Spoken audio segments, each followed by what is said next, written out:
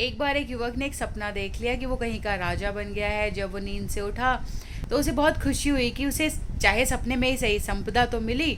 तो उसके पिताजी ने उससे कहा कि बेटा चलो काम पे चलते। उसने कहा मैं नहीं जाऊँगा। माँ ने कहा चलो ठीक है, लकड़ियाँ काट कर ले आओ, खाना बनाना है। उसने कहा मैं ये काम नहीं करूँगा। पत्नी ने कहा कि चलो बाजार से सामान ही लाओ। तो उसने कहा मैं ये काम नहीं करूँगा। तो सब बड़े थोड़े परेशान हुए, हैरान हुए कि इसको क्या हो गया। तो उसने कहा जी मैंने तो सपना देखा है कि मैं कहीं का राजा बन गया, मैं ये सारे काम नहीं करूँगा।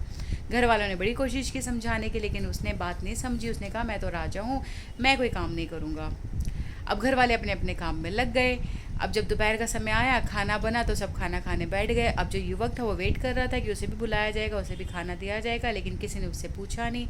अब दोपहर होते होते शाम होने आई। अब वो बड़ा परेशान हुआ, वो अपनी बहन के पास गया और उसने गुस्से से बोला कि तूने मुझे आज खाना क्यों नहीं दिया। तो बहन मुस्कुराई, उसने कहा कि देखो आप तो राजा हैं, राजा थोड़ी ना रूखा सूखा खाना खाता है, और राजा के लिए थोड़ी ना हम परोसेंगे। राजा के लिए तो अप्सराएं आएंगी, राजा के लिए तो सेविकाएं आएंगी, वही खाना परोसेंगी।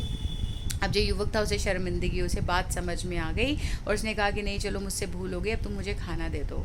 तो बहुत बार ना जीवन में ऐसा होता है कि कुछ लोग हमें कुछ ऐसे सपने दिखा देते हैं कि हमें लगता है कि यही सच्चाई है, यही सत्य है, और हम जो रियलिटी उसे भूल जाते हैं। फिर हमारे साथ भी वही होता है जो इस युवक के साथ हुआ।